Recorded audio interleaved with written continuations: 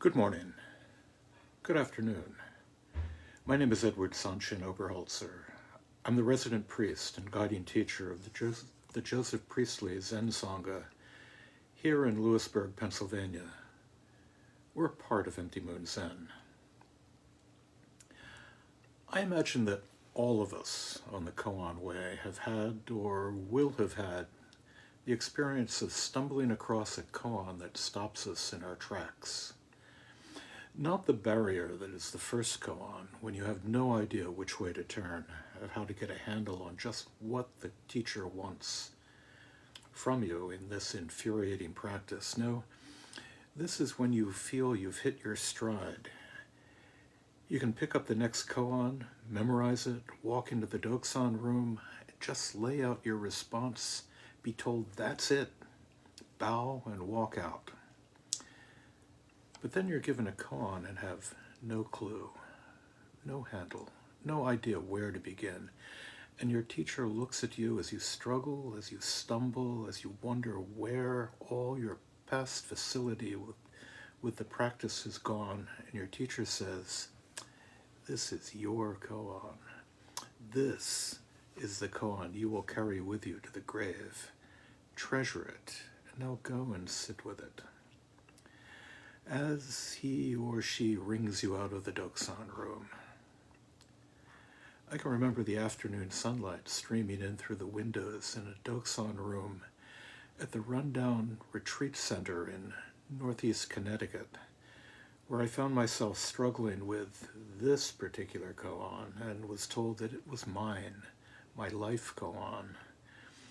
Now, in fairness, I've been told that a number of koans were mine, but this is one that I'm happy to call my own. It's Quingrang's Non-Attained Buddha. You'll find it in the Gateless Gate, and it goes, "A monk asked the priest, Quingrang, of Xinyang, the Buddha of supremely pervading, surpassing wisdom did zazen on the Bodhi seat for 10 kalpas, but the Dharma of the Buddha did not manifest itself and he could not attain Buddhahood. Why is this?" Rang said, "Your question is exactly the point." The monk said, but he did zazen on the Bodhi seat. Why can't he attain Buddhahood?" Queen Rang said, "Because he is a non-attained Buddha." I can't return to this koan without hearing the despairing voice of the monk, and I've always loved it for the portrayal, at least in my fevered imagination, of an anguished student's question of why it is so difficult to come to understand our own true nature. 10 kalpas. Do you have a sense of how long a kalpa is, much less 10 of them? A small bird takes a silk scarf in its beak and sweeps it over a block of granite, of iron. At this point, it doesn't much matter. The bird does this once a year, or perhaps in different tellings, once a century. When that mile-wide cube, and again, mile, kilometer, whatever distance the ancient Indians used, when that immense cube of iron or stone is worn down to the ground, a kalpa has ended, or perhaps only just begun.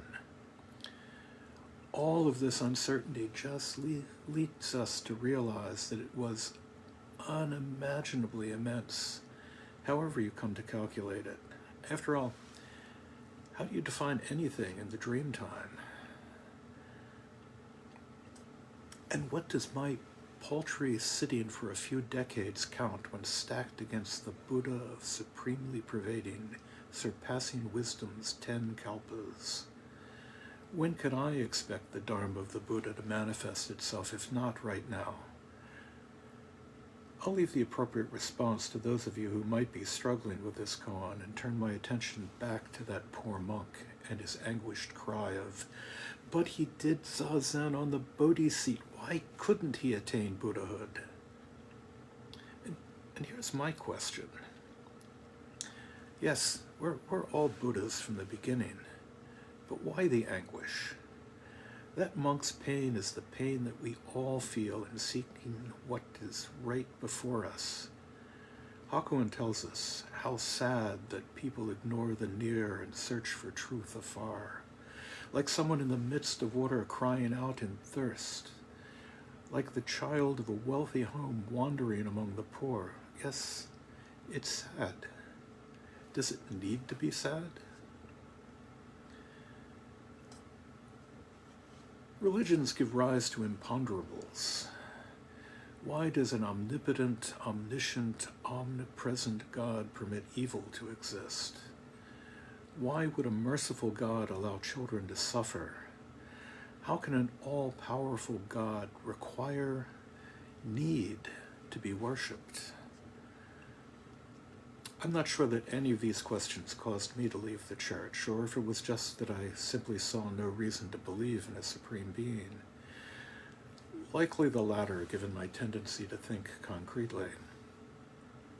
But Buddhism, which I had hoped would free me from these vexing questions, has left me with its own set of conundrums.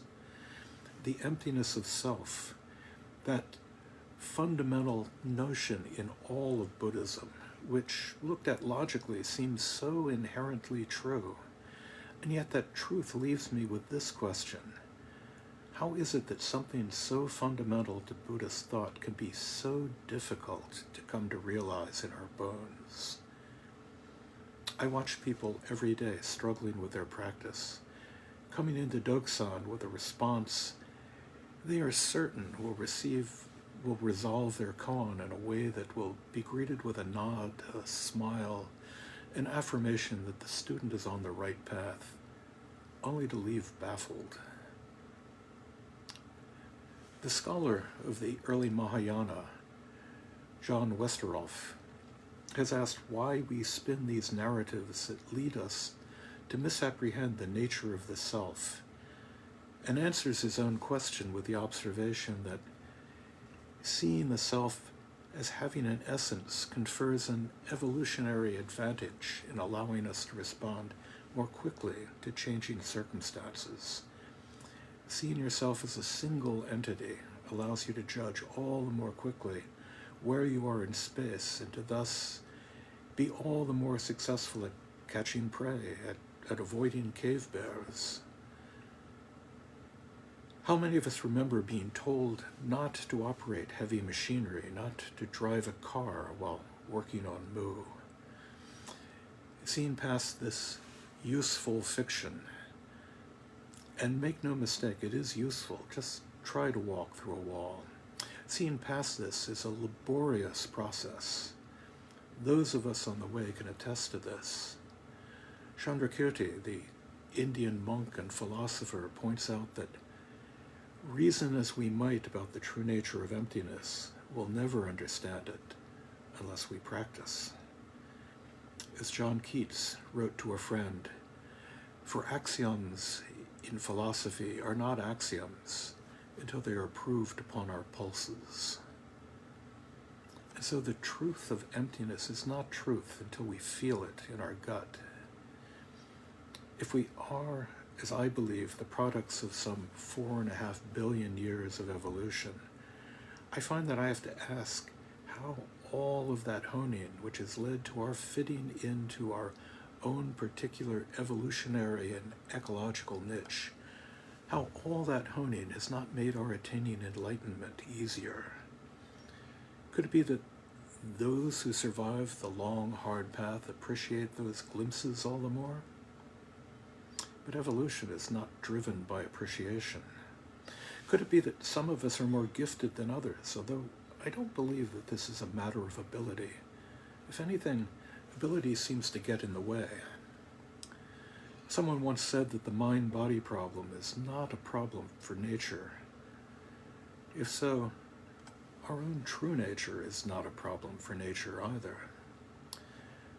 There is a long tradition in some professions to make the learning process as difficult as possible, if only because that's how the instructors were themselves taught. Think of doctors in training who had to fight hospital administrators for reasonable working hours, despite clear evidence that a well-rested doctor could better serve their patients. I can see how, given the stories of shouts and blows from some teachers, that it might be easy to attribute the difficulty in seeing our own true nature to that history. Yet, those stories have largely belonged to the distant past, and the long, hard road is still before us, even when we are gently guided. No, Mara, the demonic being who did his level best to keep the Buddha from obtaining enlightenment, does not lurk in the Doksan room, chuckling each time the student is wrung out. And yet I still have to ask, with that anguished monk, but he did zazen on the Bodhi seat.